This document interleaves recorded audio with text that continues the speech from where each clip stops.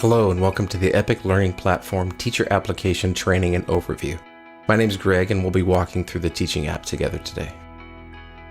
You'll be given a set of credentials and a link to log into the Epic platform. These will come from either your school administrator or directly from your Epic representative. The first screen that you'll see after logging in will be the primary dashboard. This is where you'll see the number of classes that you're assigned to. It'll also show you your total school submissions for the classes that you've been assigned. In the top right-hand corner, you'll see your name. This is your account control. This is where you can edit your profile, upload a photo. It's also where you can change your password. You will be assigned a password, but if you decide to create a custom password for yourself, you have the ability to do so here. On the left-hand side of the screen, you will see the dashboard link, but you will also see the teacher application menu. The teacher application menu is where we're going to be spending most of our time today. All of the courses that I've been assigned will be listed underneath the teacher app menu.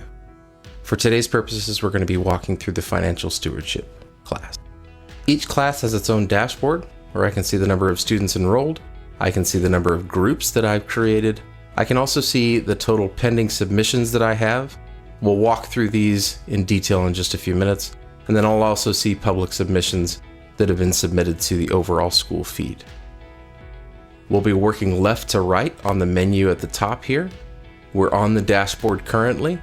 The next screen over is class management. We'll go into course management, feed management, and then the gradebook. Under the Class Management tab, here's where I can edit my student rosters, groups, and I can send notifications to my students. Under the Student Management screen, I have the ability to edit the student details. So if there's a typo, or if a date of birth is missing, or the gender is incorrect, I have the ability to edit that as a teacher.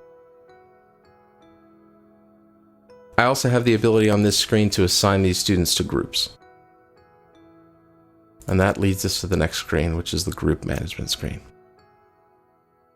Groups in the Epic Learning Platform are set up in such a way to where it allows the teacher to organize their students or organize their classroom into groups for either projects or for group work in the classroom. To create a group, just click Add Group, name the group, hit Save. And that group will now be available to be selected under my student screen. Simply select the group that you'd like to assign your students to, and they will be added to the group. The last screen under Class Management is Notifications. And Notifications is a simple one-way messaging tool to where I can send quick notes to my students in the student application. So perhaps a student has a due date for an upcoming assignment, or perhaps that due date is for the entire class. I can send them a message using this tool. This message can be sent to all students in your classroom. It can also be sent one-on-one or to multiple students based on the students that I select. Keep in mind that this is a one-way messaging tool that they are unable to respond to. The next tab over is the Course Management screen. We're going to focus in the Learning tab today. Now, our curriculum is structured in such a way to where it is a guided tour through the material. Lesson plans don't need to be created by the teacher. The material is already laid out for you in such a way to where you can simply walk through it if you choose. That being said, every teacher has their own method, has their own flavor, has their own way of teaching. So if there are custom materials or activities that you would like to assign to your students, you have the ability to do so through the Learning tab under the Course Management screen. I have the ability to add resources and activities as a teacher, and we'll start with resources. Resources are simply supporting materials that I would like to add to supplement the material that's already in the Epic curriculum. I have the ability to add videos. I can add images. I can add text paragraphs. This can be perhaps a blurb from an article. It can be a key Bible verse that you think supplements the material well. It can be just about anything you want. Same thing with videos and images. Drag and drop onto the appropriate buttons, and away you go. You also have the ability to add files. Now this says drop PDF file here, but you can also drop Word, Excel, PowerPoint. You can drop just about whatever you want onto that button. So, little secret that we'll share with you there.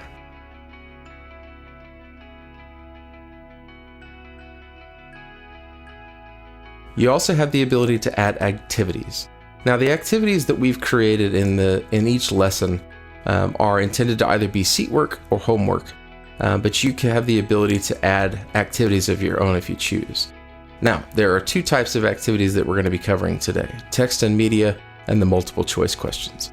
We'll start with text and media. And with text and media, I have the ability to add materials similar to what I have the ability to add under resources, but now I have the ability to request a submission from my students. So essentially requesting feedback to the material that's being presented to them. I can set a guideline for what type of activity they're going to be doing, and then I can ask a series of questions. I can just label them 1, 2, 3, and so on. And under completion type, when I select submission, that will require my students in the application to actually submit a response to the questions that I'm asking them. The next activity that I can create is a multiple choice activity. Now this can either be a quiz or exam, this could be a homework assignment, this can be whatever you choose, but it utilizes a multiple choice engine that's built into the system. After I've named and given it a title, I can choose whether I want to give my students multiple attempts. So say that this is a homework assignment, I want to give them multiple shots to be able to answer the question, or I can just give them a single attempt quiz or exam that they have to answer on one attempt. I have the ability to randomize questions and answers. If my students are at home, I don't want them calling each other or FaceTiming each other and asking what the answer to number 3 is. I can add as many questions as I want, and I can have as many answers as I want to each question. Simply type out the question or copy and paste.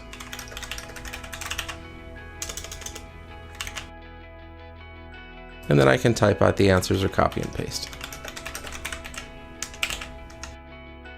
I can select which answers are correct. I can have multiple correct answers. And once I've finished building out that assignment, I can click Save. The next screen we're going to take a look at is the feed management screen. And once I've reviewed my students' homework submissions, I have the ability to then publish them to the school feed.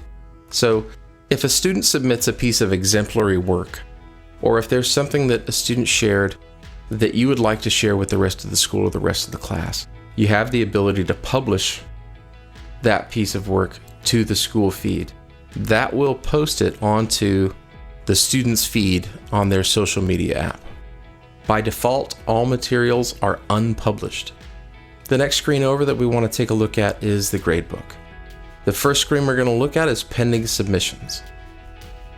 Pending submissions are where all your student homework or seat work submissions go to be reviewed. You have the ability to view the submission, in which case it'll pull up the answer. I have the ability to comment. These comments will be published to the student, and it will show up on the social feed as the comment on the feed itself. I can view the activity itself. So if I want to get an idea of what the student was actually doing, I have the ability to review the question, review the guiding material. And there are also other actions that I can take on that submission. When I click that Actions button, it pulls up another screen for that assignment for that student. I have the ability to view the submission, so I can see the answer again. I still have the ability to add comments. Now I have the ability to provide a score. So let's say that they got 100. I'll click Save. I have the ability to publish the score if I choose. So if you want to show, exemplary work on their feed, you have the ability to do that. I also have the ability to give feedback.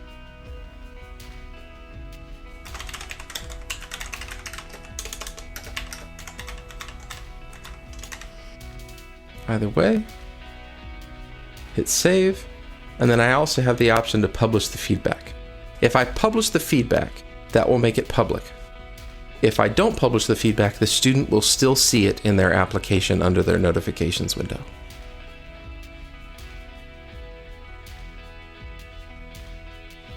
The next two screens are the course report and the student report. The student report gives me an idea of what my student has done, where they are in their activities, if they've finished things, if I've given them a grade. Basically just gives me an up-to-date progress report for my students and the activities in their material. I also have a course report. The course report allows me to go lesson by lesson or unit by unit.